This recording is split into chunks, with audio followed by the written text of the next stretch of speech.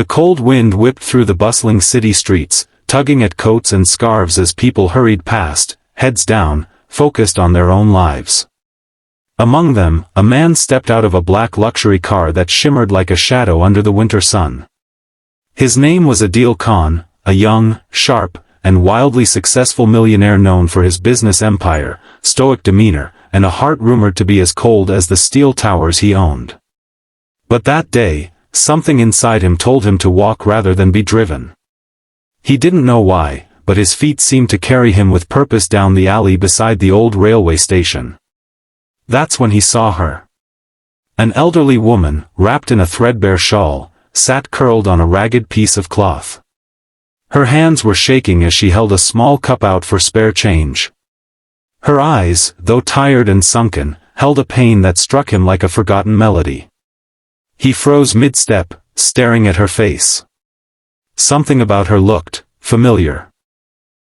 It wasn't her clothes, or her fragile frame, but her eyes. Those eyes were like his. Deep brown, slightly downturned, with the same flicker of silent sadness. He didn't understand it himself, but something inside him shattered. He stepped closer, slowly, as if afraid the wind would carry her away if he moved too fast.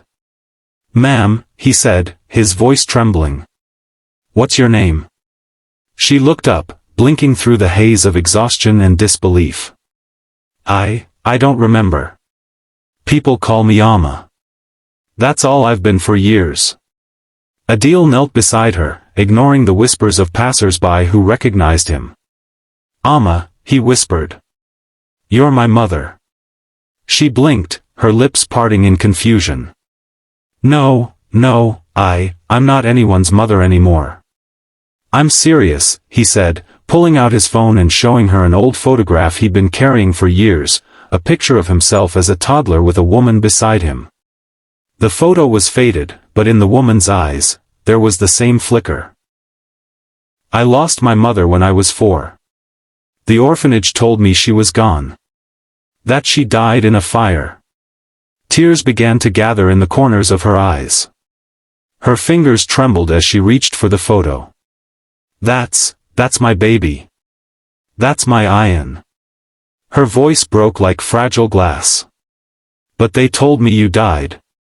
I tried to come back. They said there was no one left." The air between them became thick with disbelief and buried memories.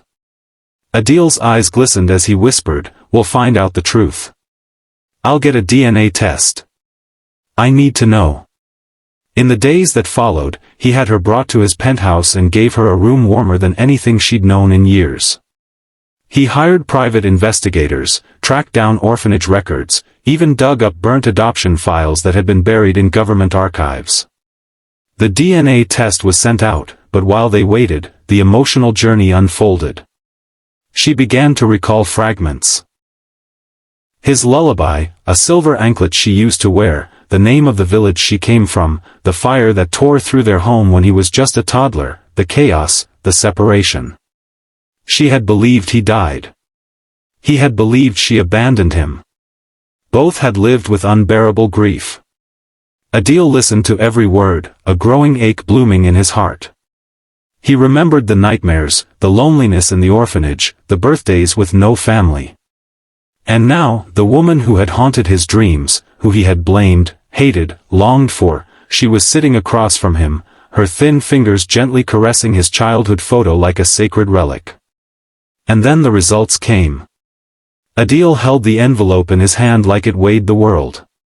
With Amma sitting beside him, he tore it open. His breath caught as he read the first line.